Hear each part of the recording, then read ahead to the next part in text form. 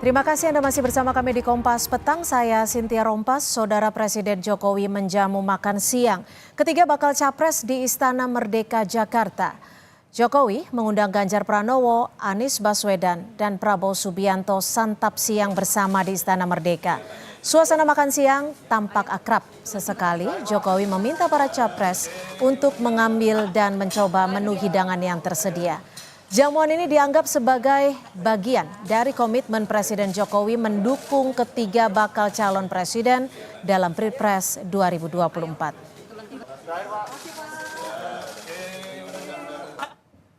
Makanan khas Nusantara jadi menu makan siang Jokowi dan ketiga bakal capres. Mulai makanan pembuka, makanan utama, dan juga sajian penutup hingga minuman segar dihidangkan dalam jamuan itu.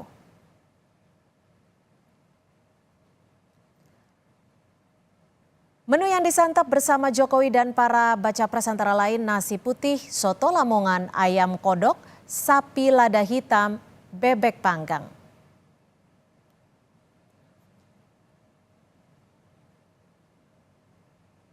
Lalu ada cumi goreng, udang goreng telur asin, sayur kailan cas sapi, es selaksamana mengamuk yakni es mangga kueni dicampur santan dan gula, juga jus jeruk.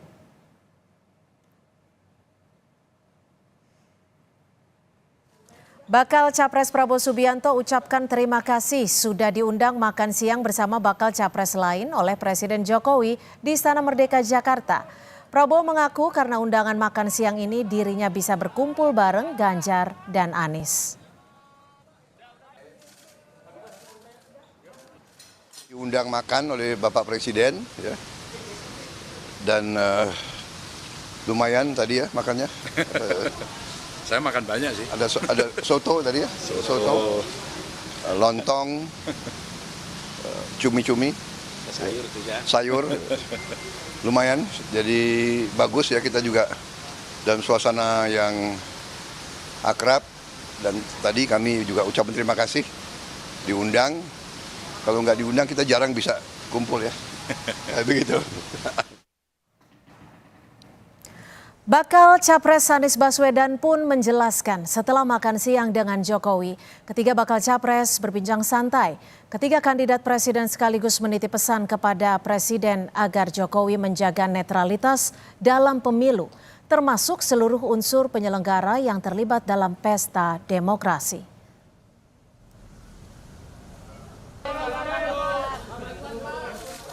Tidak ada sesuatu yang berat.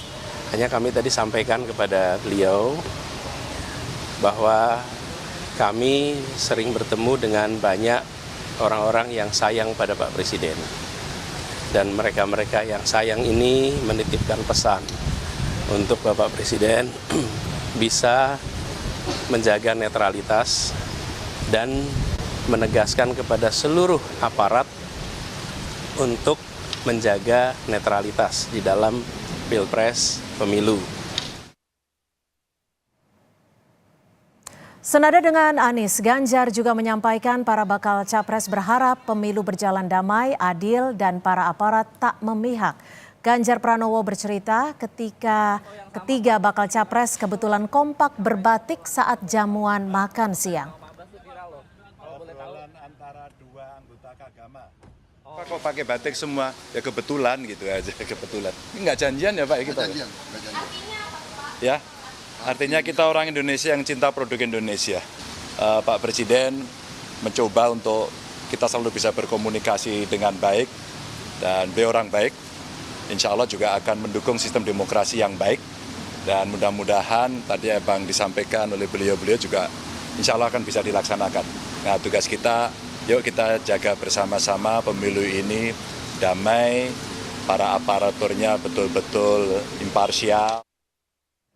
Soal momen jamuan makan siang Jokowi dengan Ganjar, Prabowo dan juga Anies, kita akan berbincang dengan tenaga ahli utama KSP Johannes Joko yang sudah bergabung melalui sambungan daring, dan juga di studio sudah bergabung bersama kami pengamat politik sekaligus Direktur Eksekutif Lingkar Madani Indonesia. Sudah ada Bang Ray Rangkuti. Selamat petang Bang Ray, dan selamat sore juga untuk Pak Johannes. Terima kasih sudah bergabung bersama kami. Sama-sama.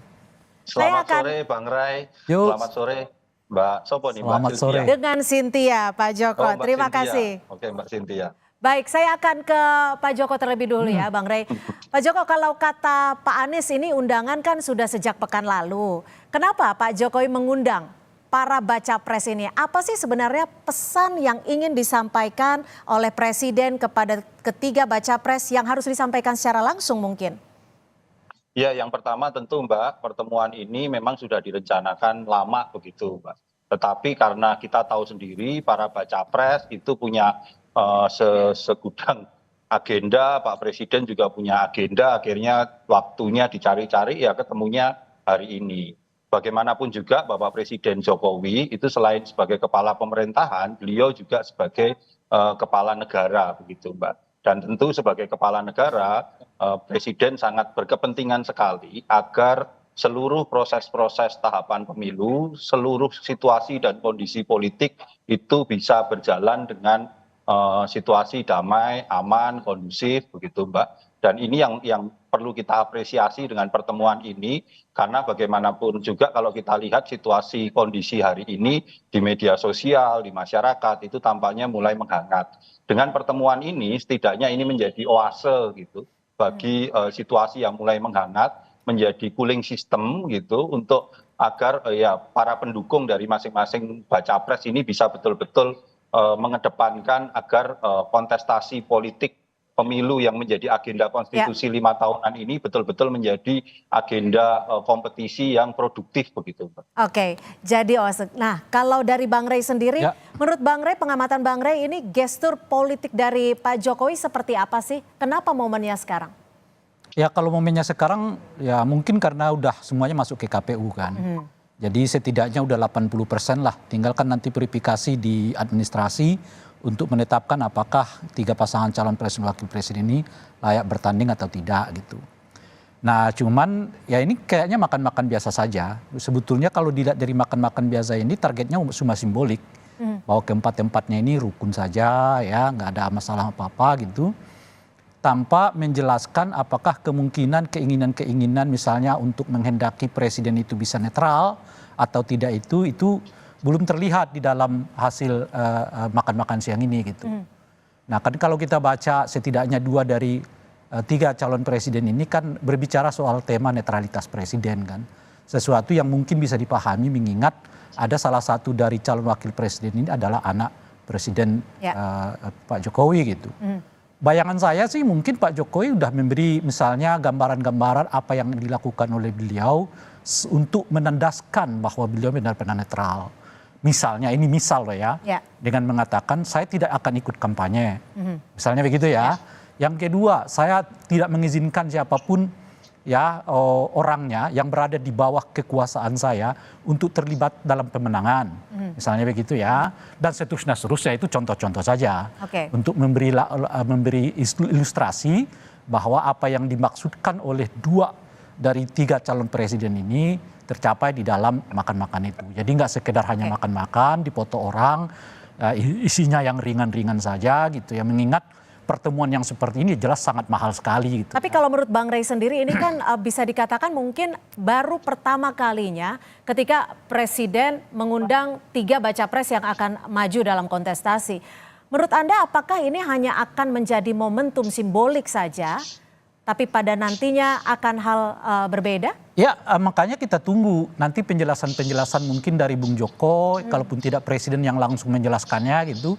Langkah-langkah apa kira-kira yang bisa memastikan bahwa presiden ini dapat berlaku netral gitu ya.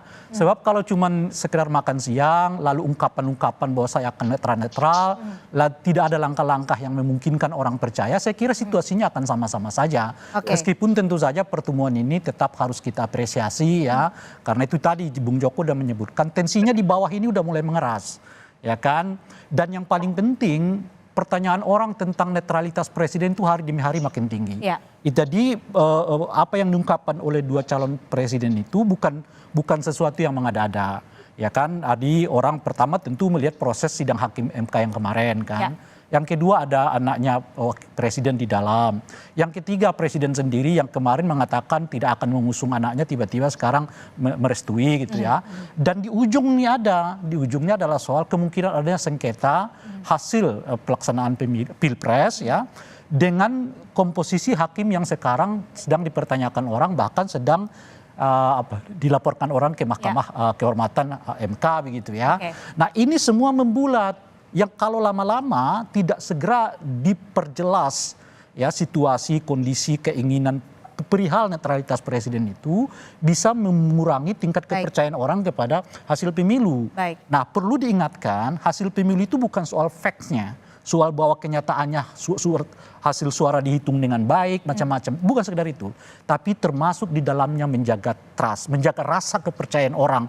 Baik kepada pemerintah yang sedang berkuasa, sebagai penanggung jawab pemilu, maupun kepada penyelenggara pemilu dalam ini KPU. Jadi sebenarnya ada jangka panjang yang harus difikirkan. Itu Seperti yang itu ya harus Bang Rey? ditumbuhkan. Makanya mungkin makan siang ini tentu tidak akan menyelesaikan jawaban. Saya coba bergeser ke Pak Joko. Pak Joko, kenapa sih sebenarnya momennya hari ini? Apakah memang ini waktu yang tepat karena ketiganya sudah masuk dalam KPU, atau memang seperti yang tadi Bang Rey bilang, situasi di bawah ini sudah mulai memanas seperti itu? Ya, yang pertama tentu kalau ditanya momennya, ya momennya karena memang ketemunya agendanya begitu, jadwalnya dari semuanya dan juga presiden kan hari ini. Itu yang pasti itu, Mbak. Tetapi begini, Mbak, yang saya ingin menyampaikan, memberikan tanggapan apa yang disampaikan Bang Rey tadi, bahwa suasana kebatinan kami di istana hari ini adalah suasana kebatinan harus dilihat konteks utuh apa yang terjadi hari ini. Sebelum pertemuan Bapak Presiden dengan tiga baca pres ini, Bapak Presiden juga bertemu dengan seluruh PJ kepala daerah dari seluruh Indonesia. Dalam pertemuan itu yang menarik adalah Bapak Presiden dengan tegas mengatakan evaluasi terhadap PJ itu bisa dilakukan, termasuk juga evaluasi kalau PJ kepala daerah ini mulai di tahun politik ini mulai agak miring-miring. Inilah yang menjadi kekuatan kami, Mbak, di lingkaran istana untuk terus betul-betul menjaga netralitas, karena bagaimanapun juga kalau kita bicara netralitas jangan ragukan komitmen Bapak Presiden. Apa buktinya? Kalau buktinya adalah di tahun 2019 beliau itu menjabat sebagai presiden, tetapi pada saat beliau menjabat beliau juga running, kita bisa lihat bagaimana aparat negara itu netralitasnya terjaga, karena kalau tidak terjaga beliau itu cuma menang pada Pilpres 2019 dibanding 2014, itu selisihnya tidak lebih dari 3%. Bahkan Partai Demokrasi Indonesia Perjuangan tempat beliau sebagai kadernya itu menang cuma selisih 0,3%. Artinya apa? Masalah kompetisi ini betul-betul dijaga netralitasnya, dan tadi juga sudah disampaikan oleh Pak Anies, dan komitmen itu juga betul-betul disampaikan oleh Bapak Presiden dalam pertemuan itu. Maaf saya potong Pak Joko, ini kan kalau tadi dibilang ada komitmen yang akan disampaikan Presiden untuk menjaga netralitas. Tapi tadi Bang Rey juga sempat menyinggung gitu ya Bang ya, bahwa beberapa waktu lalu Presiden sempat mengutarakan untuk sepertinya tidak ketika Gibran akan maju, tapi nyatanya juga maju. Apakah ada jaminan dari Presiden Jokowi untuk menjaga netralitas ini? Ya, kalau dalam konteks jaminan, sekali lagi Mbak, kekhawatiran Bang Rey, kekhawatiran masyarakat terhadap netralitas dalam setiap pelaksanaan pemilu itu kan selalu menjadi isu rutin tiap 5 tahun sekali, terhadap bila ada kepentingan-kepentingan dari mereka yang berkuasa atau yang menjabat itu running dalam kompetisi itu. Tetapi sekali lagi buktinya saja kita melihat prosesnya. Kalau terkait masalah Mas Gibran maju dan segala macam itu kan hak konstitusional ya. Kita harus betul-betul menghargai 3 aras poros demokrasi, ada legislatif, ada yudikatif, kemudian ada eksekutif. Ini yang harus kita lihat. Tetap selain itu Mbak, yang betul-betul kita dorong adalah kekhawatiran itu boleh masyarakat tidak salah. Bang Rey dan masyarakat sipil melihat itu sebagai kekhawatiran. Tetapi ayo kita wujudkan kekhawatiran itu menjadi sebuah gerak partisipatif terhadap pengawasan proses pemilu yang akan berjalan. Karena bagaimanapun juga partisipasi masyarakat untuk betul-betul melihat, apalagi sekarang ini eranya era media sosial, apapun yang dilakukan oleh aparatur sipil negara ataupun TNI dan Polri, bila terjadi keanehan-keanehan atau keganjilan penyimpangan-penyimpangan, itu sangat mudah sekali tercapture di media sosial dan itu sangat mudah sekali diamplifikasi di media sosial. Disinilah sebenarnya kita berharap mari kita jaga demokrasi kita dalam demokrasi yang betul-betul demokrasi keindonesiaan. Ayo kita pertahankan ini pengawasan dan partisipasi publik ini. Oke, Bang Rey, kalau dilihat dari pertemuan makan siang ini memang terkesan begitu dekat, begitu akrab sambil menyampaikan pesan yang disampaikan oleh Anies dan juga Pak Ganjar. Presiden nggak memberi pesan secara langsung. Yang kita tangkap isi dari pertemuan itu kan cuma dari Pak Ganjar, kemudian Pak Anies. Kalau Pak Prabowo saya kira justru nggak memberi gambaran situasi kecuali makan enak, sayur, macam-macam dan sebagainya. Oke. Gitu. Tapi kalau itulah makanya saya mengatakan tadi mestinya pertemuan itu jangan lagi simbolik. Nih Bung Joko mestinya udah datang dengan seperangkat langkah baru. Apa yang akan mereka lakukan untuk menurunkan tensi ketidakpercayaan publik terhadap perkembangan demokrasi kita gitu loh. Apakah, itu yang saya katakan. Saya potong Bang Jadi Rey. tidak cukup sekedar penjelasan. Harus dilihat sebagai ini Bang Rey, tadi kan juga ada pertemuan antara Presiden dengan seluruh pejabat kepala daerah yang ada. Di situ dengan tegas Bapak Presiden mengatakan kalau Anda miring-miring akan saya ganti secepatnya tanpa harus menunggu 1 tahun atau masa masa penjabatan mereka. Itu menjadi komitmen luar biasa menurut saya Bang Rey. Sebab kita udah terbiasa melihat kata-kata yang berbeda dengan tindakan. Itu persoalan kita kan. Itu yang Bang Rey lihat. Iya, saya kira itu juga yang mengungkapkan mengapa begitu cepat pertanyaan orang soal netralitas presiden. Oke, apakah ini akan jadi kekhawatiran ke depannya akan bisa lagi terjadi ketika kata-kata akan berbeda dengan tindakan? Ya mudah-mudahan saya itu lebih senang kalau sebetulnya melihat tindakan ketimbang kata-kata. Karena udah terlalu banyak kata-kata yang indah dan bagus yang berbeda tindakannya di lapangan. Nah, oleh karena itu mungkin itu saya membayangkan Bung Joko langsung tidak mengumbar ribuan kata-kata yang sudah sering kita dengar. Semua serba manis, yang tidak ada manis itu meskipun kita hadapi ternyata di lapangan begitu pahitnya gitu. Nah, oleh karena itulah saya mengatakan begini, orang baik dan sebaik apapun dia harus tetap dibatasi di lingkungan, di dalam sebuah sistem yang baik. Tapi tadi Pak Ganjar juga sempat menyinggung bahwa Pak Jokowi orang baik. Apa maksudnya? Oh iyalah, kan udah mengatakan tadi, kalau ungkapan kata-kata baik itu tuh berhamburan di jagat politik kita, yang kita lihat aksinya sebaliknya. Oke. Orang yang mengata-ngatai kemarin si A, si B itu sebagai sangat buruk, bisa hari ini dia memujinya dengan sangat baik. Itu udah kita lihat di dunia politik kita. Oleh karena itulah saya mengatakan, tolong dong semua kalimat-kalimat indah itu dirangkai dalam sebuah tindakan. Kalau Anda mengatakan kemarin misalnya tidak akan mencalonkan orang karena begini begono, buktikan itu sampai hari ini supaya orang lalu percaya. Apalagi pertemuan yang kayak tadi itu tidak ada pernyataan sama sekali dari presiden. Presiden cuma buat jamuan makan yang bicara Bung Joko.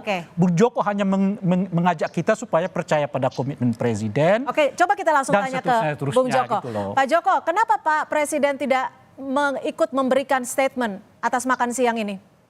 Ya kita tunggu aja lah Mbak. Nanti kan pada waktunya Bapak Presiden akan memberikan statement begitu. Tetapi saya mengapresiasi lah apa yang disampaikan Bang Rey itu karena saya tahu benar lah proses-proses bagaimana reformasi kita menjaga agar pemilu ini tetap demokratis dari waktu ke waktu. Itulah yang sama-sama ayo kita jaga, itulah sama-sama yang perlu kita dorong agar masyarakat juga berpartisipasi bersama. Itu Mbak. Ya Pak, setuju saya Bung Joko. Oleh karena itu netralitas ini jangan diselesaikan di ucapan dan berhenti di meja makan gitu loh kira-kira.